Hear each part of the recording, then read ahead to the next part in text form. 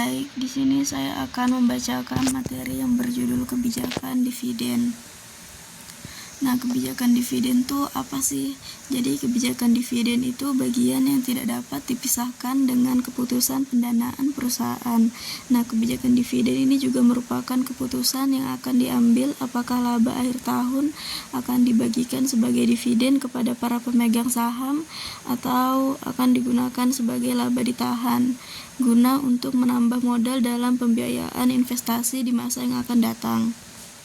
Nah, terhadap beberapa pandangan mengenai pengaruh kebijakan dividen terhadap nilai perusahaan itu ada 4. Yang pertama itu ada kebijakan dividen tak relevan, yang kedua ada kebijakan dividen yang relevan, yang ketiga ada efek informasi, dan yang terakhir ada Slentile effect. Nah, terus tuh ada beberapa faktor-faktor yang dapat mempengaruhi kebijakan dividen. Yang pertama itu profitabilitas, yang kedua kebijakan hutang, yang ketiga ada leverage. Selanjutnya ada pengaruh kebijakan dividen terhadap nilai perusahaan. Nah, peningkatan pembayaran dividen dianggap sinyal positif yang menunjukkan prospek perusahaan yang bagus, yang berarti juga tingkat kesejahteraan pemegang saham akan meningkat. Semakin dividen yang dibagikan tinggi, maka akan meningkatkan nilai perusahaan, yang dimana permintaan saham akan naik sehingga harga saham juga akan naik dan berakibat pada kinerja perusahaan yang dianggap baik pula dalam mengelola perusahaan.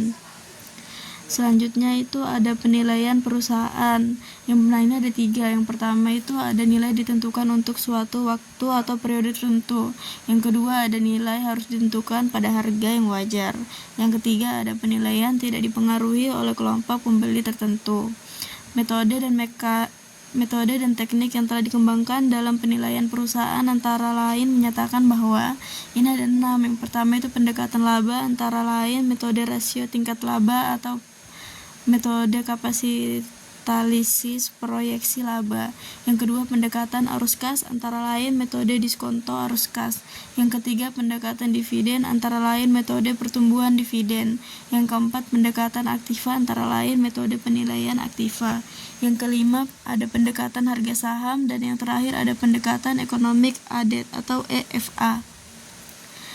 Nah, selanjutnya ada aspek-aspek pedoman perusahaan untuk memaksimalkan nilai perusahaan. Ini ada 3. Yang pertama menghindari risiko yang tinggi, yang kedua membayarkan dividen, dan yang terakhir yaitu ketiga mengusahakan pertumbuhan. Ini ada jenis-jenis kebijakan dividen.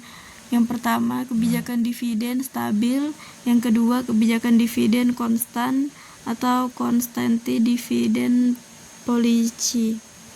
Yang ketiga ada kebijakan dividen sisa atau residual dividend policy. Oke, segitu saja presentasi hari ini. Terima kasih.